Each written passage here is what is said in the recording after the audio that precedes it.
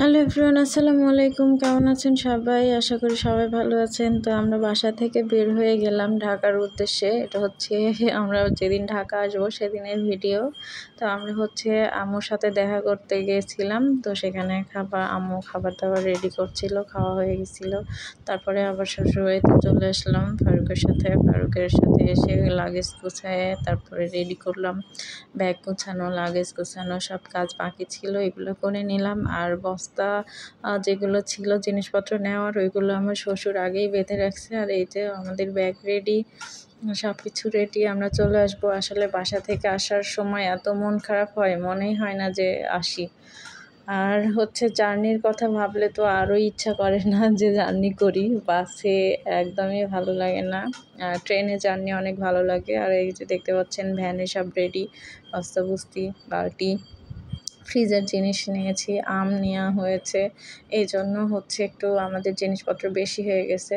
আর সেদিন যে ভিড় ছিল, এত মানুষ মানে ঢাকাতে ব্যাক করছিল, অনেক মানুষ ছিল। এটা হচ্ছে আমাদের ফেরিঘাটে। তারপরে আমি একটু ভিডিও ক্লিপ নিয়ে নিলাম। আটকা হয়ে গেছে ভিডিওর, হয়তো বা কিছু একটা সমস্যা হয়েছে, সরি, সবাই ইগনোর করবেন।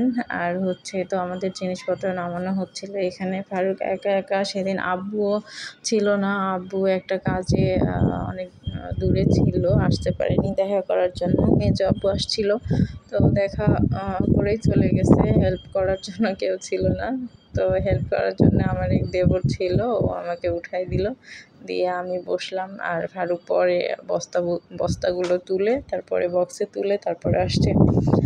আর আমাদের জিনিসপত্র বেশি হয়, ফারুক যখন যায় তখন একবারে হচ্ছে আমরা জিনিস নিয়ে আসি। তারপরে এখানে সিরাজগঞ্জে অর্ধেক রাস্তা আসার পর সিরাজগঞ্জে বাস রাখছিল, এখানে আমরা খাবার খাচ্ছিলাম। এখানের খাবার তেমন একটা ভালো ছিল না। তারপরে তো বাসায় চলে আসলাম। বাসায় এসে তো দেখি সব কিছু নোংরা, এলোমেলো। মানে ফারুক একই দিন ছিল, ভালো করে মুছে নাই, আর বৃষ্টির পানিও পড়ছিল জানলা দিয়ে। আর এই তো বাতাসে সব আমার গাছগুলোর এই অবস্থা। কি আর করার, এইগুলো পরিষ্কার করতেই আমার হচ্ছে 3-4 দিন লেগে যাবে। আর এদিকে ফ্যানটাও নষ্ট হয়ে গেছে, ট্রান্সমিটার বাস্ট হয়ে আমার ফ্যানটাও বাস্ট হয়ে গেছে।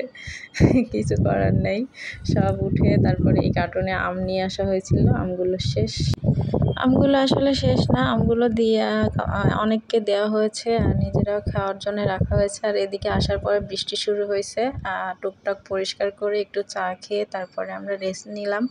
এই তো আমার ভিডিও এই পর্যন্তই ছিল। সবাই ভালো থাকবেন, আল্লাহ হাফিজ।